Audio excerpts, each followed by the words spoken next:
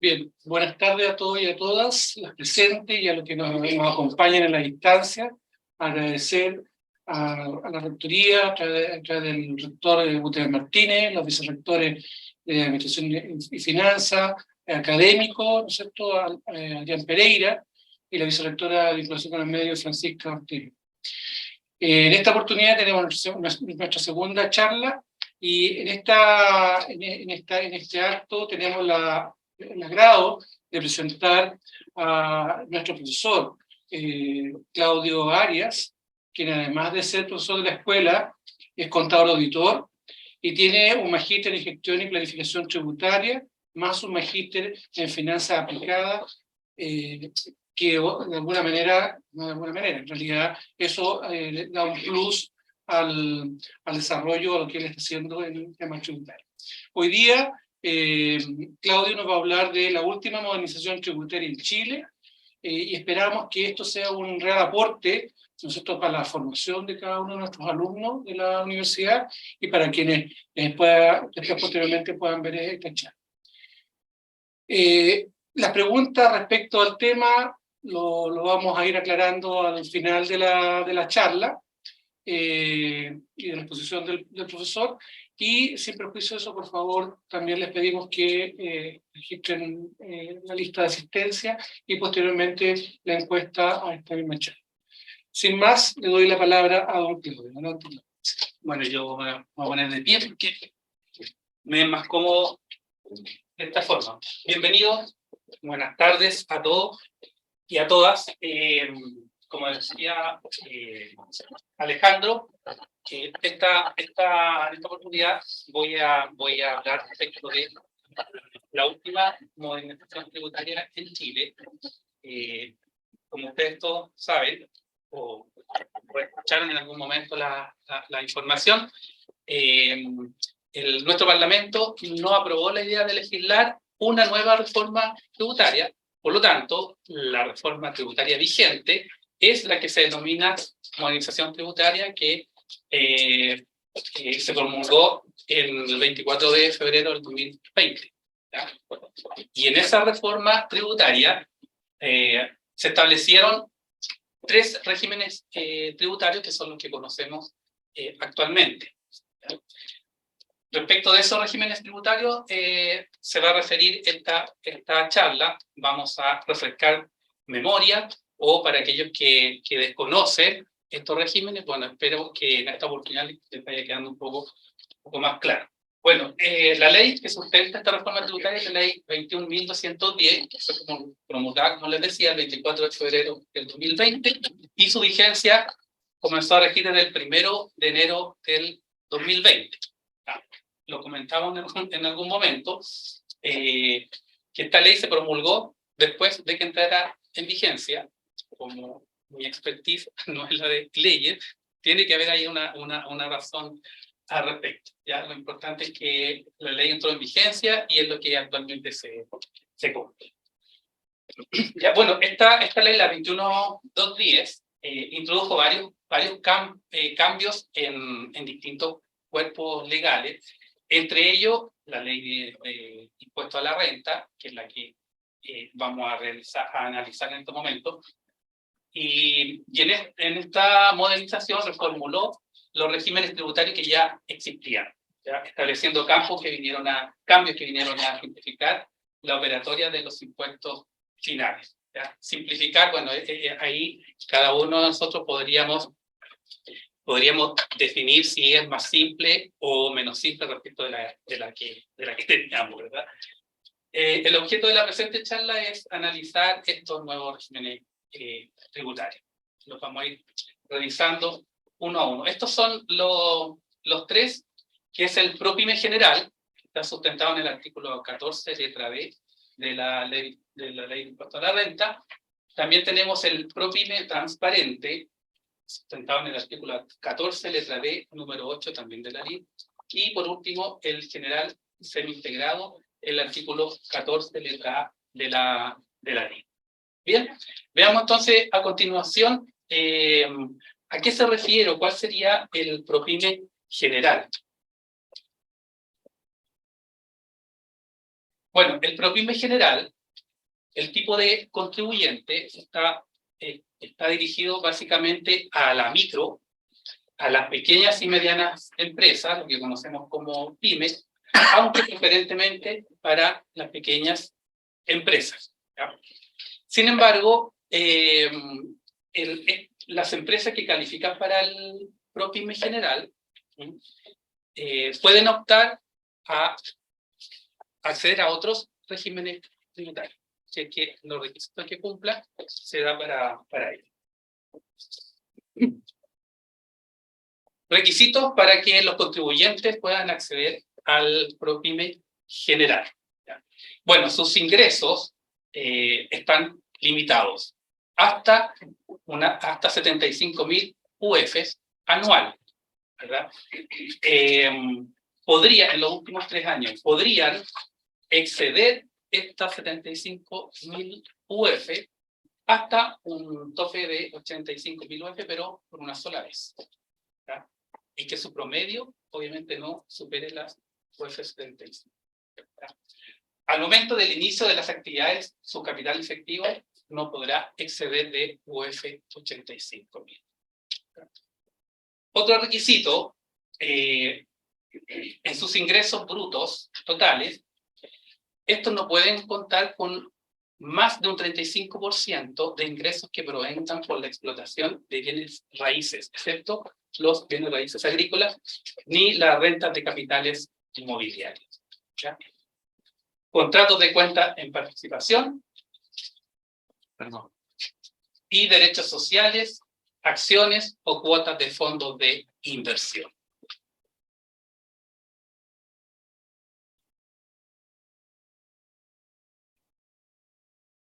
¿Qué contabilidad tienen que llevar las empresas o los contribuyentes que se acojan al PROPYME general? Bueno, ellos deberán llevar contabilidad completa.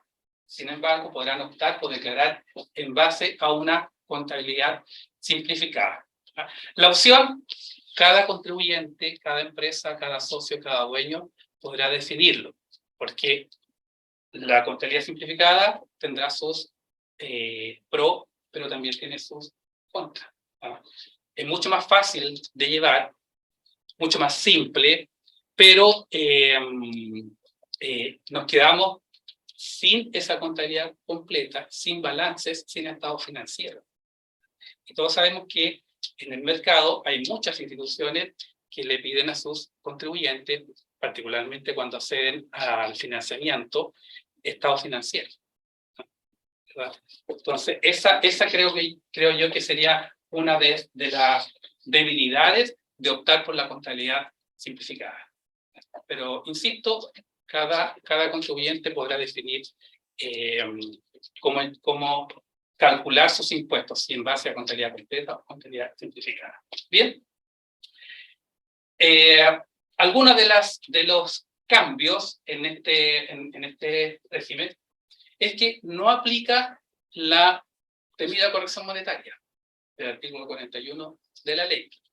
Hasta para nosotros, los que somos de la profesión, contadores auditores, siempre ha sido una complicación la corrección monetaria porque es bastante compleja en algunos casos. Bueno, ahora no se aplica.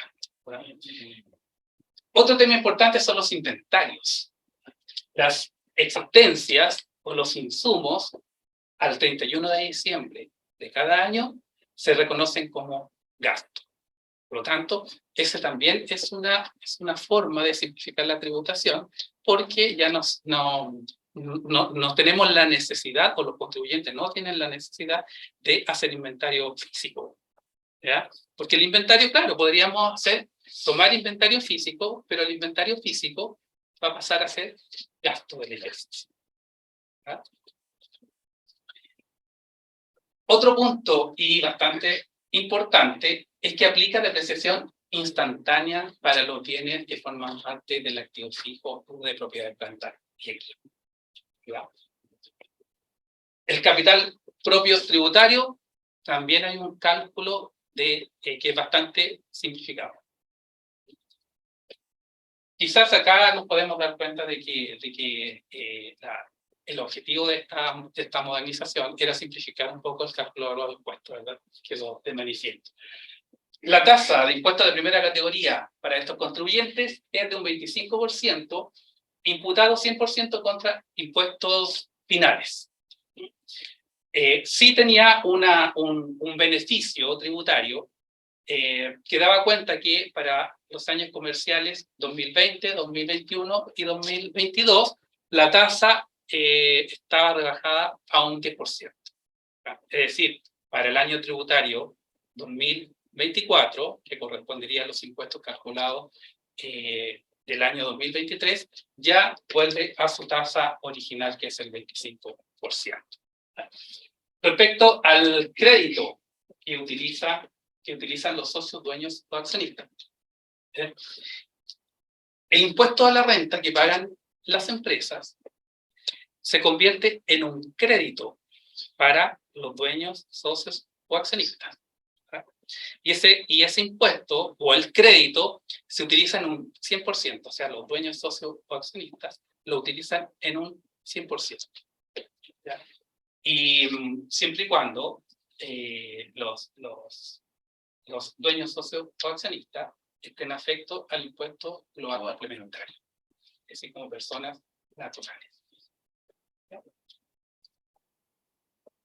Base de tributación de los socios. Los socios van a tributar en base a retiros, remesas o distribución efectiva. Si no hay retiro, los socios no pagan impuestos, no pagan su global complementario. Es decir, el impuesto se posterga hasta cuando ellos efectivamente realicen o hagan retiros. Bueno, y en esos retiros, en el caso de que efectúan retiros, esos retiros los tienen que declarar en su impuesto global complementario, utilizando el 100% del crédito que arrastran estos retiros.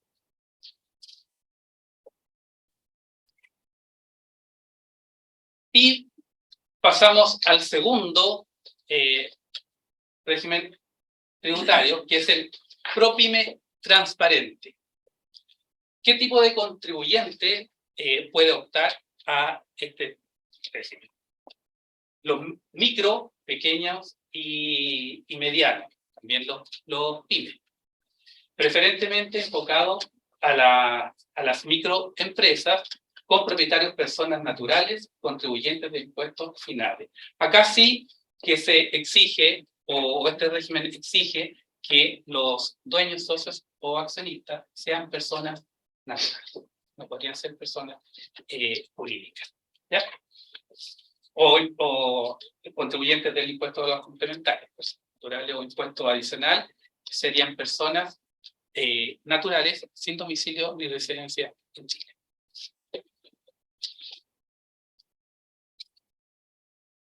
¿Qué requisitos deben contar aquellos contribuyentes que opten al PROPYME transparente? Así como en el régimen anterior, también sus ingresos, su promedio de ingresos brutos, no pueden exceder de 75.000 UF. Para el cálculo de este promedio, podrán haberse excedido una sola vez también las UF 85.000. También como en el régimen anterior, del total de sus ingresos, no pueden exceder un 35% aquellos ingresos que provengan de la explotación de bienes raíces, y de capitales mobiliarios. También contratos de cuentas en participación, derechos sociales, acciones o cuotas de fondo de inversión. Contabilidad. Esta contabilidad es absolutamente distinta porque se liberan de la obligación de llevar contabilidad. Ellos podrán, tendrán que llevar solamente ingresos y gastos. O un libro de caja. Un libro de caja con ingresos y gastos. Si no llevan contabilidad, no pueden confeccionar balance general. O sea, ya no tendrían la obligación de presentar balance general.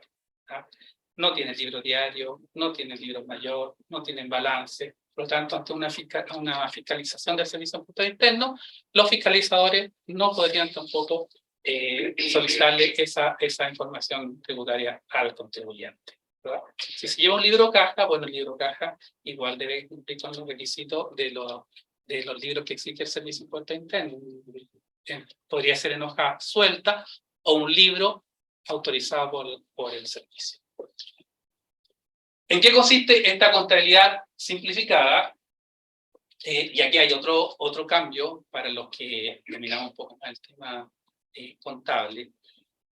La contabilidad completa habla de los ingresos percibidos y devengados, el concepto de devengo.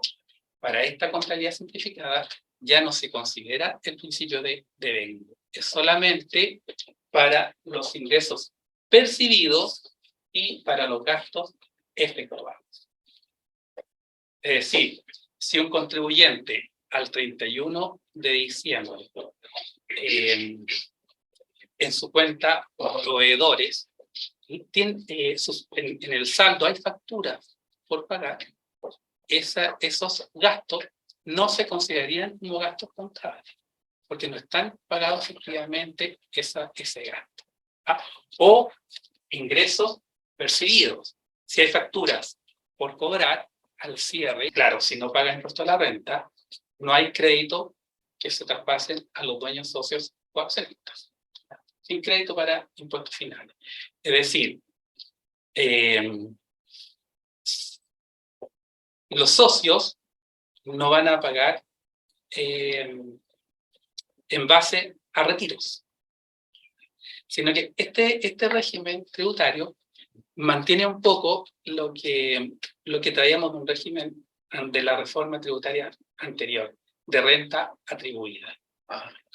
Entonces los socios, dueños o accionistas, van a tributar en su global complementario por el total de la utilidad que obtuvo la empresa.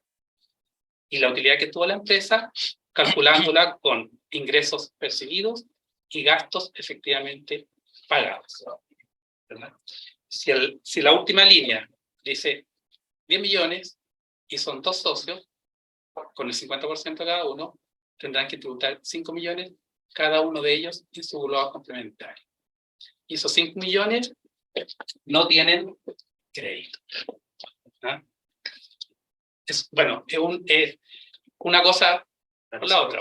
La empresa no está afectada a impuesto de renta, pero los socios no pueden rebajar el crédito. Base de tributación de los socios, el resultado positivo, la base imponible, calculada de la forma en que le estoy comentando, ingreso percibido, gasto efectuado, se distribuye entre los propietarios conforme a lo estipulado en los estatutos, en acuerdos por escritura pública o la proporción que corresponda a cada propietario según su participación en el capital. Esta distribución podría ser distinta respecto del porcentaje de participación que indica la escritura de constitución. Los socios podrían definir si hay una forma distinta, pero eso tiene que estar establecido en un documento legal y se tiene que informar también al Servicio de Impuestos Internos que la forma de distribuir es distinta a como lo indica la escritura de constitución en el porcentaje de participación. Bueno, y el tercer régimen es el régimen general semi-integrado. ¿Por qué entre paréntesis se indica que es no ProPyme? Porque la ley establece dos puntos muy importantes que son las ProPyme, a favor de la pyme, y las que no son ProPyme. Y acá hay un régimen que está enfocado a empresas que no son ProPyme y está pensado en las grandes empresas. ¿Ya?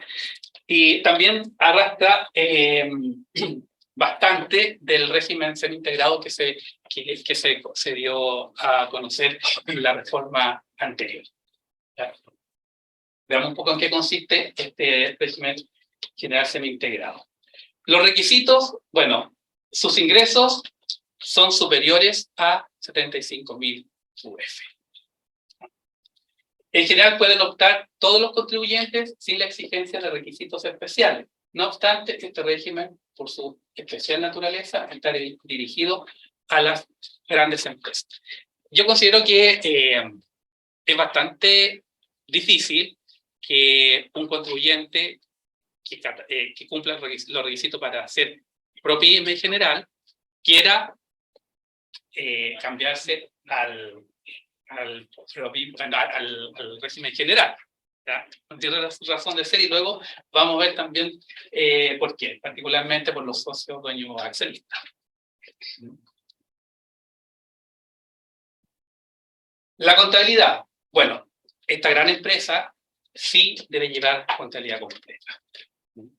No hay ajustes especiales, como lo indica para los otros regímenes. Ajustes especiales, ejemplo, la no aplicación de la corrección monetaria, ¿tá?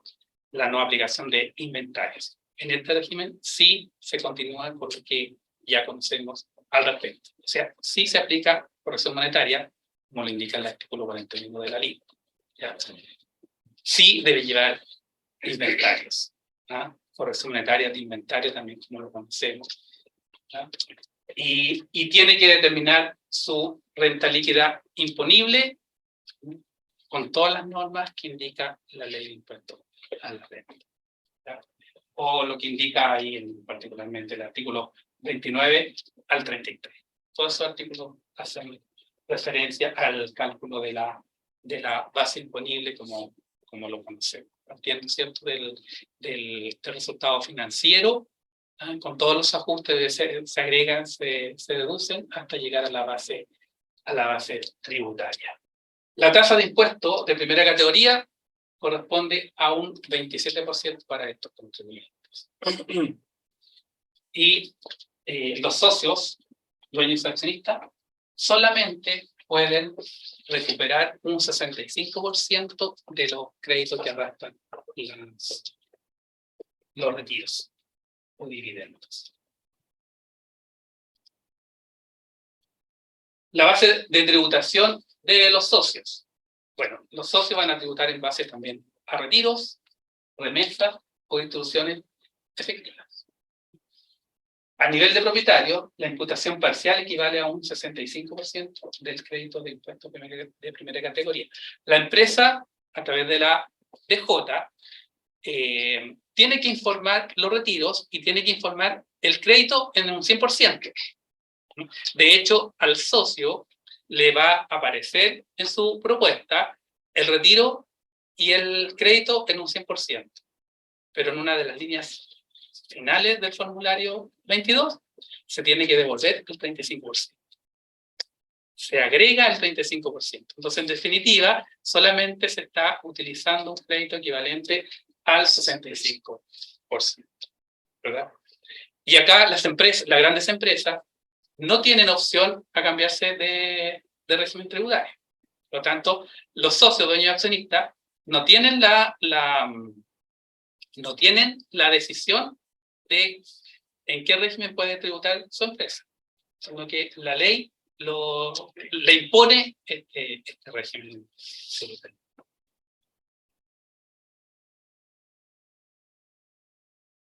Tasa de PPM. Bueno, como este régimen tributario no tiene ajustes distintos, su tasa de PPM la tienen que determinar año a año, como lo venía haciendo los últimos años. Es una tasa variable que se tiene que recalcular año a año en función a los PPM pagados y en función del impuesto a la renta pagado. Esta tasa de PPM podría aumentar o podría disminuir en este cálculo que se realiza en el mes de abril de cada año.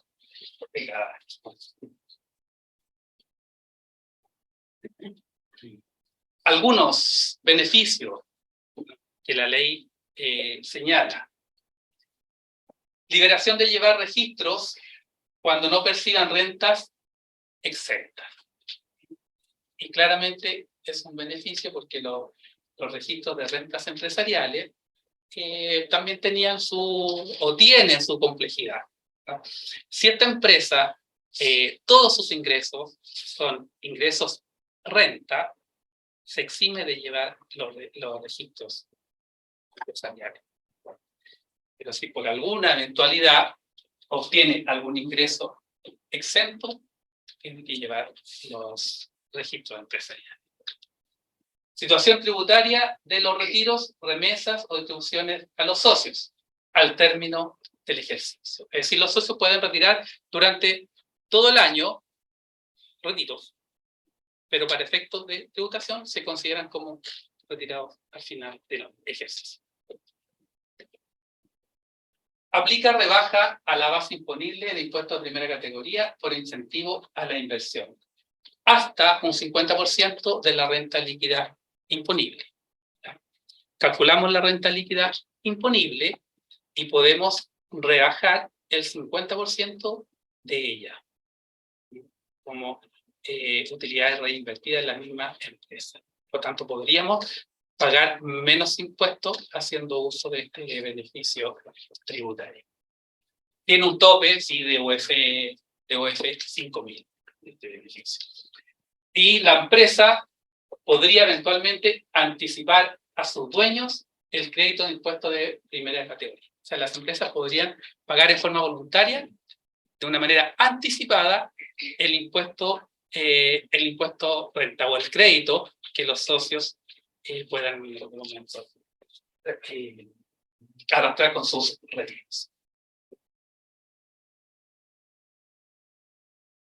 Y eso era la presentación, muchachos. Espero que le haya servido de utilidad este recuerdo quizás de los regímenes tributarios que actualmente están en plena vigencia hasta que aparezca una nueva reforma tributaria que yo creo que para allá vamos, ¿ya? Ahora vamos a recibir si tienen algunas preguntas y ahí intentaremos resolverlas.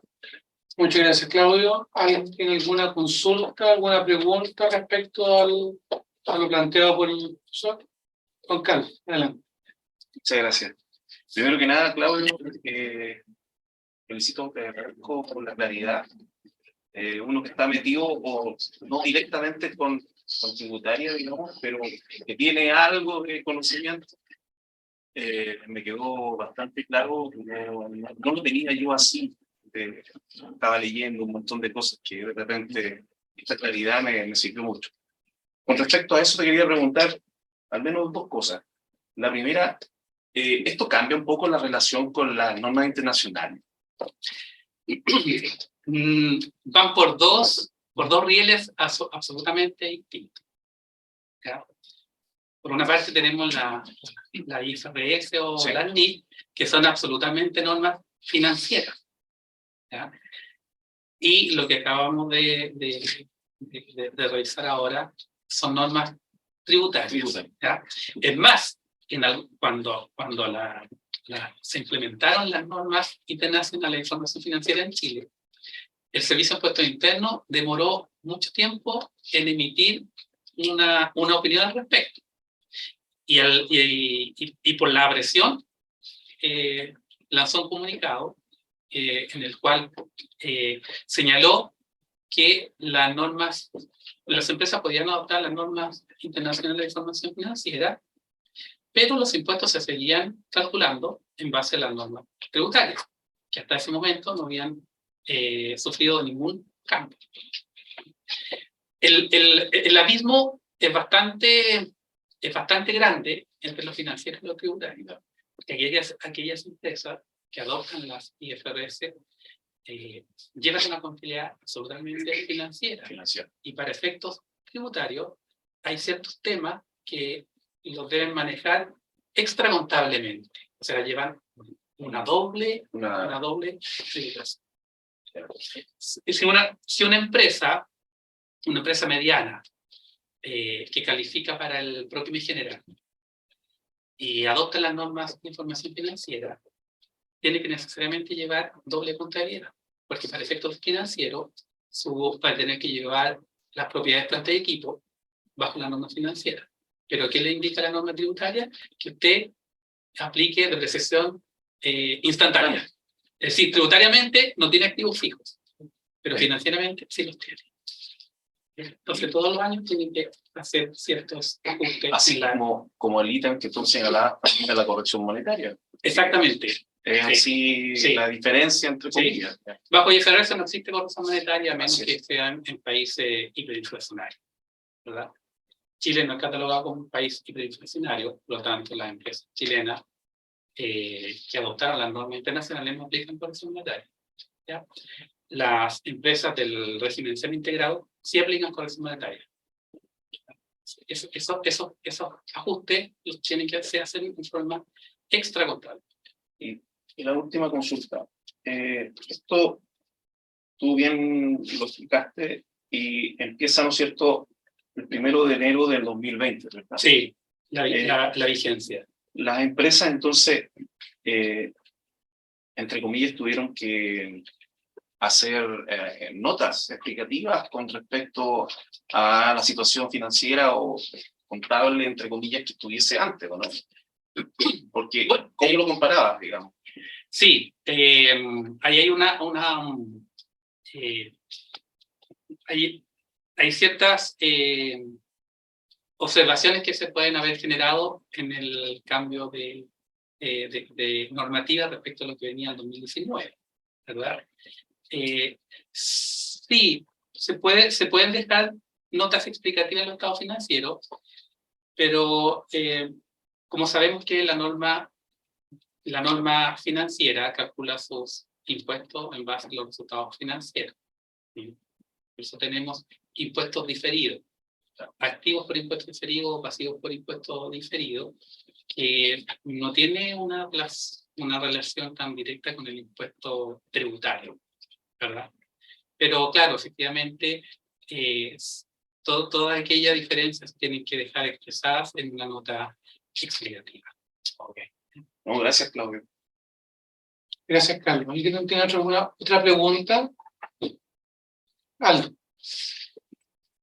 Profesor, primero de todo, agradecido por la charla muy interesante y refrescante, la verdad. Es un tema que hace varios años que yo, por ejemplo, lo personal no veo. No sé si con mi pregunta me escaparé un poco del tema, pero pensando en que usted dijo que en el PROPYME general y en el transparente, o con uno de los dos, la verdad no recuerdo exactamente, dijo que los socios podían determinar la distribución de sus utilidades. En ese sentido, ¿cómo podemos relacionar esta libertad de determinación con las normas antielusivas y el criterio que pudiese tener el servicio en un momento determinado con esta libertad, para evitar precisamente, por ejemplo, la sociedad de 99.1, que se da mucho? Sí. A ver, sí, solamente una aclaración. En el régimen PROPYME transparente, los dueños, socios o accionistas no tributan en base a retiros. ¿Ya? Esa es renta similar a lo que conocíamos en su momento como renta atribuida. Es decir, la base imponible de la empresa calculada con la contabilidad simplificada se distribuye se asimila a un retiro. Sí. Independientemente si los socios efectivamente realizaron ese retiro, tienen que tributarlo en su impuesto final, sin crédito, ¿verdad? Los otros dos regímenes tributarios, el PROPYME general y el semi-integrado, ahí sí los socios, dueños o accionistas, tributan en base a retiros, ¿ya? La norma tributaria no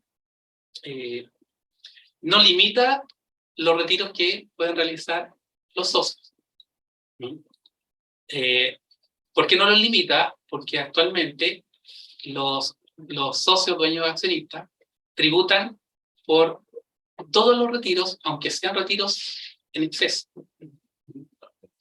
Los que somos más grandes podemos recordar que hace muchos años atrás, cuando un socio retiraba en exceso, se postergaba el pago del impuesto hasta cuando la empresa tenía utilidades tributarias. Ahora los tributa igual, ¿verdad? Entonces, como dices tú, esta empresa con 99.1. ¿Qué sucede si el socio que es poseedor del 1% realiza retiros mayores a su porcentaje? Los tiene que tributar todos, ¿verdad? Además, como les comentaba en la exposición, si los socios dueños o accionistas realizan retiros en un porcentaje distinto a la participación que tienen en el capital, se tiene que informar al Servicio de Impuestos Internos. Por lo tanto, el Servicio de Impuestos Internos debería estar con todos los antecedentes al día. Y todos sabemos que en la actualidad toda la información de cada contribuyente está en el servicio, la información cursada. Es decir, te compras un auto o vendes un auto y el servicio lo sabe. Vendiste una propiedad o adquiriste una propiedad y el servicio lo sabe. Y saben cuánto fue el costo de esa propiedad y saben cuál fue el precio de él. Entonces, bueno, efectivamente, todas las reformas tributarias apuntan también a disminuir la elusión. La evasión claramente, pero la ilusión también. Y en la actualidad hay la norma tributaria o el Servicio de Impuestos Internos tiene muchas herramientas para perseguir la ilusión y por supuesto la evasión. Gracias, Claudio. ¿Alguna otra pregunta? Ya, yo tengo una inquietud, Claudio, y a lo mejor te la puedes aclarar. Esta modernización tributaria, que sería la última hasta el momento, a juicio tuyo profesional, ¿es pro inversión o hay algo que de alguna manera no dejó completo o satisfecho a todos los posibles empresarios para poder entender a la mayor inversión en los ejercicios, digamos? Sí, bueno, siempre van a haber empresarios que van a estar en contra o a favor de la reforma tributaria. Eso sin duda que es así. Pero creo que es una debilidad de la reforma tributaria. El régimen semi-integrado tiene una debilidad, porque ese es el régimen que está enfocado a la gran empresa, ¿verdad? Y es el hecho de que sus socios, dueños, accionistas no puedan utilizar el 100% del crédito. Porque el inversionista, que son los dueños de las empresas, no tienen la posibilidad de elegir en qué régimen tributario va a tributar la empresa en la que tienen la inversión.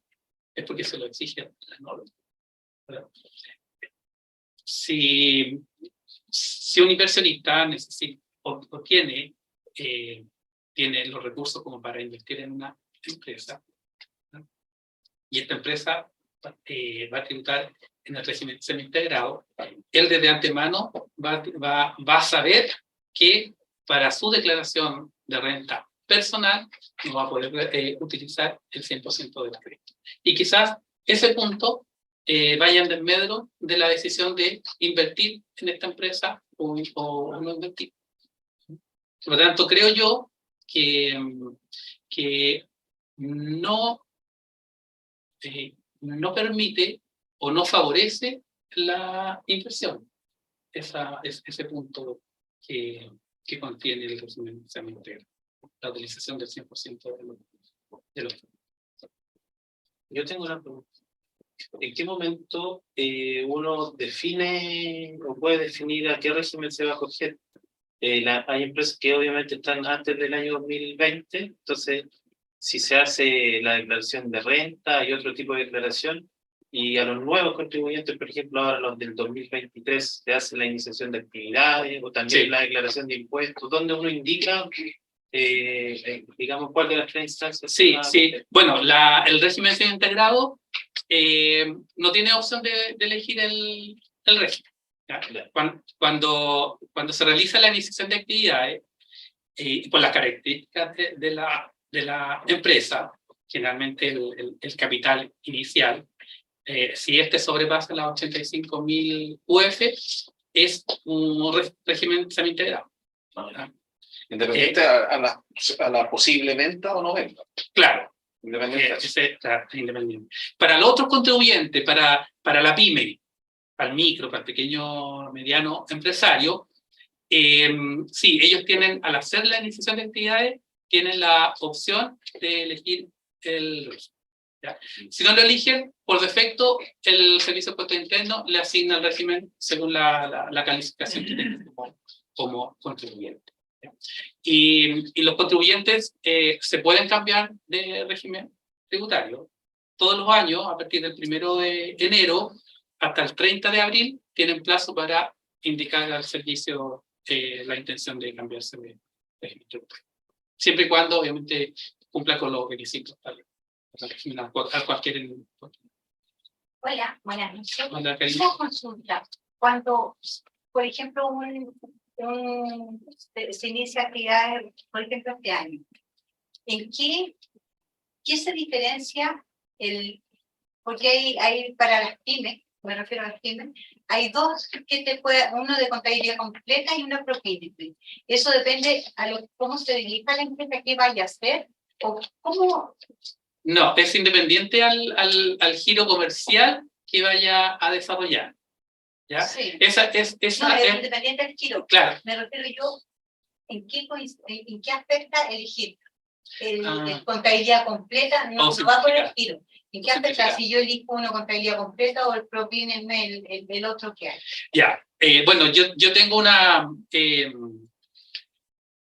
opinión respecto a la contabilidad simplificada, que creo que la contabilidad simplificada no presta mucha, bueno, obviamente para el cálculo del impuesto sí es útil, ¿ya? Pero en términos financieros es inútil, ¿verdad? Y si un contribuyente, un microempresario quisiera optar a un financiamiento, ya sea bancario o cualquier otro tipo de financiamiento, ustedes saben que todos los analistas de crédito, lo primero que piden son los estados financieros. Entonces, si el contribuyente dice, yo soy ProPyme transparente, no estoy obligado a la contabilidad. Y por esa razón, el servicio, la norma, a través del Servicio de Impuestos Internos, obviamente, le permite a los contribuyentes llevar contabilidad completa, pero para efecto administrativo y financiero. Y el impuesto se sigue calculando en base a lo que indica la. O sea, que es mejor el fondo más completo. Yo recomiendo, y además que defendiendo mi profesión, puedo decir, hay que llevar contabilidad completa. Sí. ¿Y qué opinas del ChatGPT? ¿Cómo? ¿Qué opinas del ChatGPT con esto? No.